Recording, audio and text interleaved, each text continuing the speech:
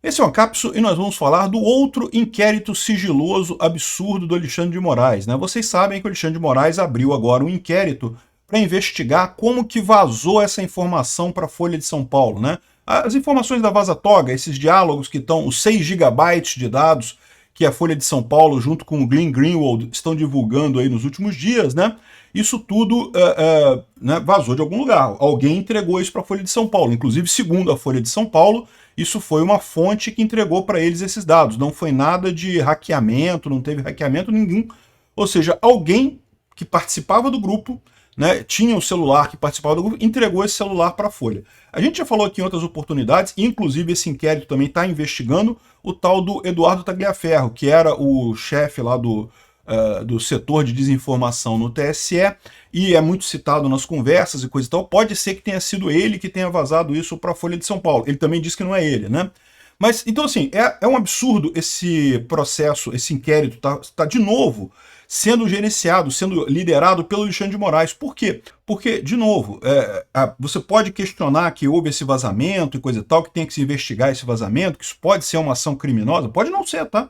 Você, como um participante de um esquema desse que entende que há ilegalidade, é seu direito denunciar isso para um jornalista, né?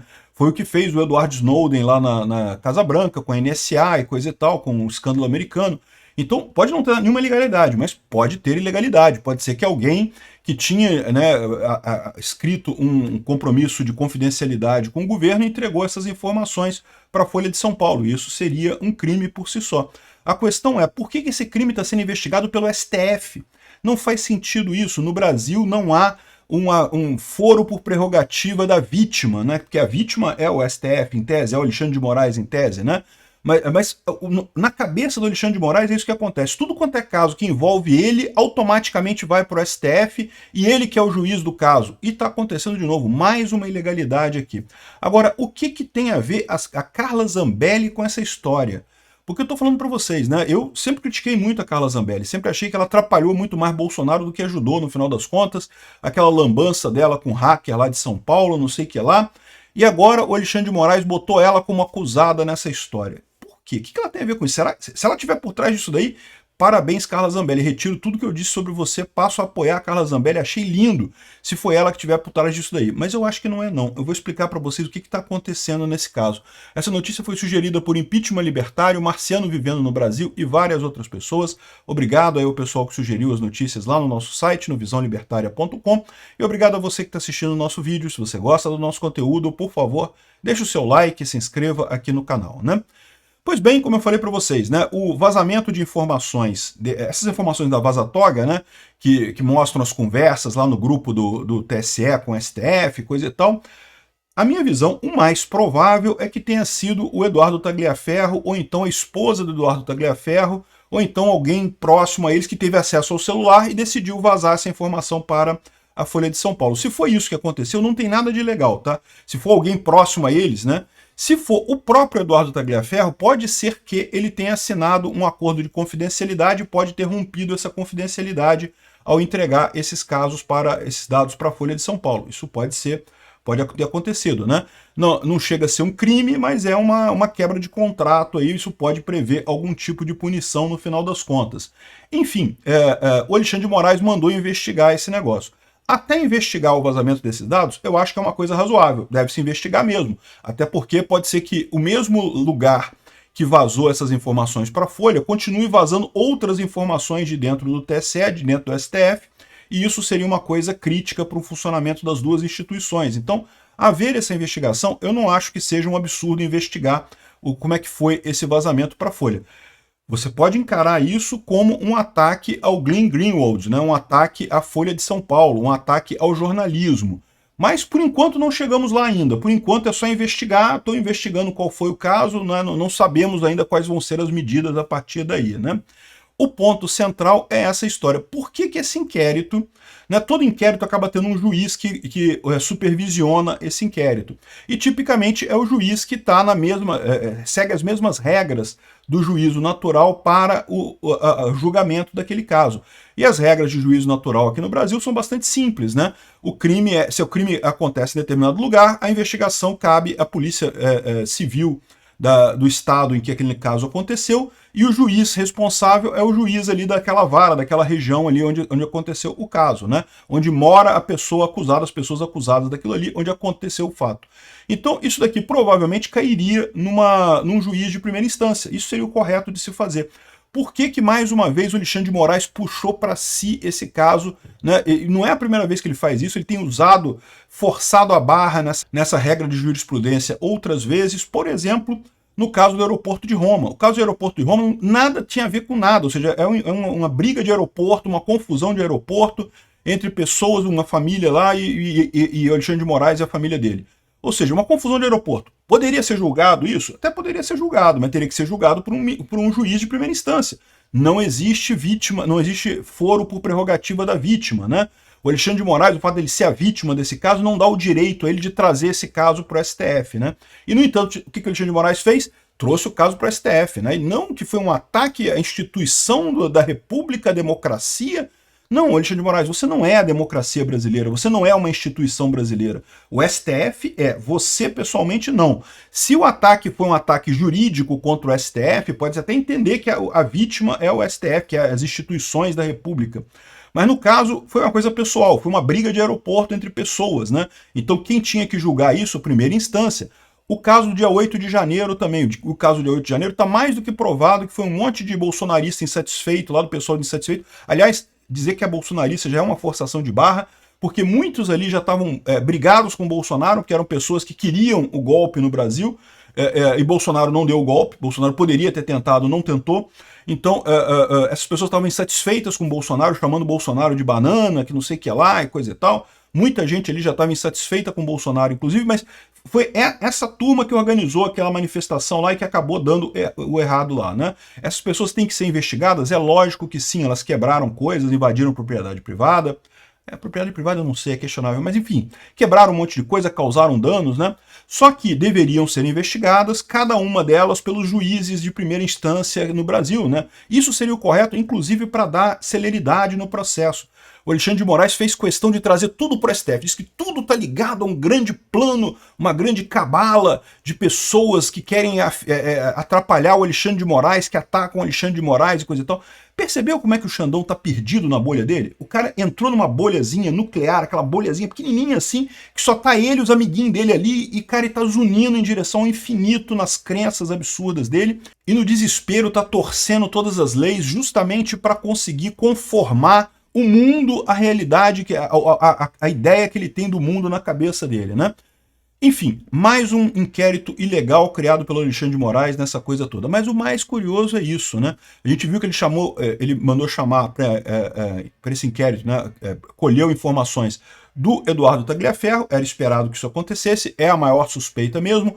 O Eduardo Tagliaferro, ele estava nesse grupo de amiguinhos do Alexandre de Moraes, em determinado momento, em maio de 2023, ele teve um evento com a esposa, a gente não sabe muito bem o que aconteceu, alguns dizem que ele agrediu a esposa, outros dizem que ele deu um tiro dentro de casa. Houve uma briga entre ele e a esposa dele, e ele acabou sendo preso por Lei Maria da Penha e coisa e tal, e o que acontece? Por que a gente suspeita que seja esse cara? Porque o TSE imediatamente demitiu ele. Não teve nada, demitiu ele imediatamente. Ele pode estar se sentindo meio que, né, pô, eu era ali amigão do Alexandre de Moraes, amigão da cúpula do poder e coisa e tal. Quando deu um problema em casa, os caras me chutaram imediatamente, não tiveram nada a ver comigo, pô, me chutaram imediatamente. Eu consigo imaginar o cara chateado com essa situação, né? Nem quiseram ouvir meu lado, nem quiseram ouvir a minha explicação da história, já me chutaram fora, coisa e tal. E justamente as conversas que foram vazadas para a Folha de São Paulo vão até maio de 2023. Ou seja, seria justamente o período em que o Eduardo Tagliaferro trabalhou no TSE. Por isso que a suspeita mais forte é que tenha sido o celular dele que foi vazado. Pode ter sido ele próprio, né, chateado com o TSE, com o STF, que vazou essas mensagens para a Folha de São Paulo. Pode ter sido a esposa dele, porque também está em casa, de repente ela tem acesso ao celular do marido. Nessa confusão toda lá, ela ficou com o celular do marido, sabia a senha, então teve acesso às mensagens, decidiu ela expor isso para a Folha. Por que é diferente? Porque o Eduardo Tagliaferro, se ele fez isso, ele pode ter de fato cometido, no mínimo, uma quebra de sigilo, uma quebra de acordo de confidencialidade. ou talvez até tenha cometido um crime funcional, né? Tenha liberado informações que ele não poderia. Agora, se foi a mulher dele, não tem nada de errado nisso daí, porque ela não tinha essa responsabilidade funcional. Ela teve acesso a uma informação porque ela viu aquilo, ela como brasileira se sentiu ultrajada com as mensagens que estavam ali no celular e decidiu botar a boca no mundo, né? Botar a boca no trombone e falar, espalhar essas mensagens. Se foi ela, não tem crime nenhum aí, né? De novo, é muito engraçado a gente falar essas coisas, porque no final das contas, quem decide se tem crime ou não, no final das contas, vai ser o Alexandre de Moraes, né? E aí você já viu, né? Qual é o critério do Alexandre de Moraes para decidir se alguém é criminoso ou não? Ih, é que eu não gostei desse post. Investiga ele, Eduardo Tagliaferro. Investiga esse cara aqui, ó. Acha alguma coisa dele aqui, ó. Seja criativo. Pegue uma frase mais ácida. Seja criativo, né? A gente já viu como é que é o esquema do Alexandre de Moraes, né? Como é que vai ser o resultado disso daqui? Beleza. A outra possibilidade é que, segundo dizem, nesse caso, justamente da investigação do Eduardo Tagliaferro com a esposa dele, o celular teria ficado de posse da Polícia Civil de São Paulo durante um período, né? E, segundo dizem, o celular teria sido entregue travado e devolvido travado, portanto os policiais não tiveram acesso a nada dentro do celular, né? Só que a gente sabe que a polícia no Brasil, várias polícias no Brasil, têm acesso a sistemas para quebra de informações de celulares, né? Eu não sei qual é a tecnologia do celular, não sei se a polícia fez esse tipo de investigação, mas que existe a possibilidade técnica de terem usado lá o sisteminha lá da israelense para quebrar o Cellbrite, né? Tem um monte de lugar. Eu acho engraçado isso, né? Que o pessoal fala muito, não, porque, caramba, vocês sabiam que a BIM tinha um esquema de visualização de celular das pessoas, né? De investigação. Cara, tem um monte de autoridades, um monte de polícias no Brasil que tem esse tipo de sistema, igual a BIM tinha também, né? E usam rotineiramente nas investigações dele, né? Essa empresa israelense, ela só vende para a polícia, só vende para governos, não vende. Você, pessoa física, não consegue comprar esse software. Mas polícias conseguem, e um monte comprou, né? Então o pessoal fez um escândalo lá com a questão da BIM, e eu acho um absurdo mesmo, acho que o governo não deveria ter esse poder de inspecionar as pessoas aleatoriamente, mas a verdade é que não era nenhuma excepcionalidade da BIM, não. A BIM era só mais um órgão que tinha esse sistema aqui, né? Enfim, as polícias civil de São Paulo é possível que tenha também esse tipo de sistema, são sistemas diferentes. Tá? O que eu estava falando da BIM é um sistema de espionagem à distância. O sistema da Cellbrite é um sistema que você pega um celular que está bloqueado e você pluga ele ali e ele consegue desbloquear o celular mesmo estando bloqueado. Tá? Ele usa fragilidades no software. Algumas pessoas dizem que é acordo entre a Apple e essa empresa israelense, não sei se tem alguma coisa nisso aqui, mas o fato é que essa empresa israelense seguidamente encontra falhas de segurança em Apple ou em Android e explora essas falhas de segurança e assim consegue desbloquear celulares que estão bloqueados, né? Consegue obter mensagens que estão bloqueadas. Enfim, poderia ser também a Polícia Civil de São Paulo que vazou essas informações para a Folha, né? E aí agora botaram a Zambelli no caso aqui. Zambelli? O que a Zambelli tem a ver com isso, né? Como é que ela teria acesso a isso? Aí o Alexandre de Moraes fala que é porque ela... Lembra que ela foi acusada, junto com o hacker lá de Araraquara, de ter invadido o sistema da CNJ e não sei o que lá e coisa e tal? Só que isso não teria nada a ver. Como que o sistema da CNJ teria a ver com o celular lá do cara e coisa e tal, né? E a própria Folha falou que o caso não é de hackeamento, né? A Folha, ela certamente não mentiria nesse caso, porque ela sabe que isso aí vai chegar na justiça. Em algum momento, isso vai chegar na Folha de São Paulo. Esse inquérito, de fato, não deixa de ser uma ameaça à Folha de São Paulo e ao Glenn Greenwald, né?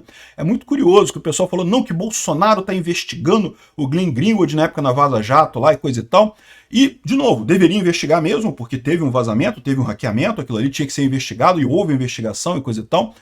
Mas o Bolsonaro, pelo menos quando fez essa investigação, não teve não destoou do devido processo legal. Foi aberta a investigação no local competente, com o juiz supervisionando e todo o resto, né? Agora não. Agora fizeram um negócio sob medida que o Alexandre de Moraes, que é o principal atingido pela coisa, é o cara que está julgando, que está tocando inquérito e coisa e tal. E daí, o que tem a ver a Carla Zambelli com essa história? E a resposta é muito simples, gente. A resposta ela é justamente a justificativa que o Alexandre de Moraes deu para trazer o inquérito para o STF. É isso que está acontecendo aqui. O Alexandre de Moraes sabe que a Zambelli não tem nada a ver com isso, ele sabe que não foi ela com o hacker lá, trapalhão dela lá que fez isso. Se for ela, se no final da história chegar à conclusão que foi ela que fez isso, eu tiro o meu chapéu para Zambelli. Zambelli, desculpa todas as críticas que eu fiz a você acertou tudo aqui, coisa e tal. Mas, por enquanto, eu estou mantendo minhas críticas, porque no final das contas, ela ter se envolvido com esse hacker só trouxe prejuízo, não trouxe ganho para ninguém no final das contas. O cara só entrou como um cavalo de Troia, né, dentro do bolsonarismo, atrapalhou o Bolsonaro muito mais do que ajudou qualquer coisa. E agora é a justificativa que o Alexandre de Moraes está usando para trazer esse caso para o Supremo. Por quê? Porque, como eu falei para vocês, no direito brasileiro não existe foro por prerrogativa da vítima, mas tem foro por prerrogativa do acusado e por associação. Então o que o Alexandre de Moraes deve estar argumentando nesse processo, nesse inquérito? Não sei, tá? Porque o inquérito é secreto. Mais uma vez, é tudo secreto, como o STF faz, o Alexandre de Moraes faz, tudo secreto, tudo proibido, não pode falar. E não pode falar porque justamente exporia ao ridículo o que está acontecendo, né? Qual que é o caso? O Alexandre de Moraes falou, não, é porque a Zambelli está envolvida, e a Zambelli é deputada. E a Zambelli, sendo deputada, estando envolvida nessa grande conspiração para vazar as informações para a Folha de São Paulo, isso automaticamente sobe para o STF, né? Aí sim, porque é prerrogativa, foro por prerrogativa de função do acusado. A Carla Zambelli é uma acusada, então isso subiu para o STF. Mas isso é lorota, porque todo mundo sabe que ela não tem nada a ver com isso. A Folha falou, não foi resultado de vazamento, não foi nenhum tipo de hackeamento, nada disso. Foi alguém que entregou esse material para a Folha, alguém que tinha acesso devido a esse material, muito provavelmente ou Eduardo Tagliaferro ou a esposa dele, a gente não sabe ainda, pode ser que não tenha nada a ver com eles, pode ser uma outra pessoa que participava do grupo ali, né? Por que a gente suspeita do Eduardo Tagliaferro? Pela data de fim das mensagens. Acabaram em maio de 2023, exatamente quando ele saiu do grupo, né? Quando ele saiu lá do TSE. Não, tiraram acesso dele ao grupo. Mas essa é a situação, né? Ou seja, outras coisas pode ter havido, ou seja, pode ser outra pessoa, pode ser outra pessoa. Pode ser outra pessoa que justamente parou a mensagem em maio de 2023 exatamente para ficar parecendo que era o Eduardo Tagliaferro e tirar a suspeita dela própria. Pode ser isso, né? Não tem... Tem um monte de possibilidades aí para ser esse vazamento. O fato é, a Zambelli não tem nada a ver com isso. O Alexandre de Moraes botou ela nessa história só para poder dizer que ela que é a acusada principal, e aí joga isso pro STF, e aí no STF lá as regras dele de prevenção. Olha só que coisa absurda, né? A regra de prevenção diz que como outros casos similares são investigados pelo Alexandre de Moraes, caiu no Alexandre de Moraes também, né? E aí... O fato dele ser vítima do caso, o fato das mensagens citarem o nome dele, não tem nada a ver, não, deixa pra lá. A suspeição, eles não estão nem aí pra suspeição, né? E, cara, é uma coisa absurda, né? O que o pessoal tá falando aqui. Esse inquérito aqui, a investigação do vazamento das mensagens, é um inquérito absurdo, não faz sentido nenhum isso daí, mas principalmente, ficar isso nas mãos do Alexandre de Moraes é um absurdo maior ainda. Outro inquérito sigiloso, outro inquérito com as mesmas características do inquérito das fake news, do inquérito dos atos antidemocráticos, com o Alexandre de Moraes tomando conta de tudo, eu que julgo tudo, eu que vou definir tudo, porque só eu que sei a coisa. Cara, isso denota uma certa paranoia, cara. Eu acho que o Alexandre de Moraes, ele tá meio paranoico, né? Ele tá meio já vidrado, tanto nesse problema da bolinha dele, da internet que ele tá totalmente perdendo o controle já, né? O pessoal do STF devia prestar atenção nisso. Ele tá perdendo o controle já das coisas, né? Tá ficando evidente para todo mundo os abusos que ele faz, e ele próprio não percebe isso, ele se acha no direito de continuar agindo do mesmo jeito, e com isso vai danificando a imagem do Supremo, né? Até o Ciro Gomes criticou aqui, ó, está simplesmente produzindo nulidade. Concordo com o Ciro Gomes. O Ciro Gomes falou exatamente. Do jeito que ele está fazendo aqui, ó, do jeito que ele está tratando esses inquéritos, está só gerando nulidade. Pior, pode ser que gente que realmente estava ameaçando os ministros do Supremo, gente que realmente era do mal, que está nesse meio coisa aí, vai acabar saindo livre. Por quê? Porque isso é tudo nulo agora. Do jeito que foi exposto essa sacanagem que o Alexandre de Moraes fez, é tudo nulo. Você anula a coisa toda, né? Enfim, essa é a história. Mas também tem esse lado. Por exemplo, os ministros do STF já apoiaram a decisão de Moraes de investigação do vazamento feita pelo Alexandre de Moraes. Ou seja, o STF continua dando a mão ao Alexandre de Moraes. Eu não sei se esse pessoal está também numa bolha pequenininha, igual o Alexandre de Moraes, ou se estão simplesmente cometendo um enorme erro ao permitir esse tipo de absurdo. Porque quem mais está perdendo nessa história são eles, né? Eles que estão ficando, no final das contas, o STF está ficando com a credibilidade totalmente abalada. Não sei se vai conseguir se recuperar disso daí. Obrigado por assistir o vídeo até o final. Além de curtir, compartilhar e se inscrever no canal, considere se tornar patrocinador com valores a partir de R$ 1,99. Clique no botão Seja Membro abaixo para saber as condições e vantagens de patrocinar o canal. Mais informações sobre o nosso projeto, visite nossos sites indicados na tela.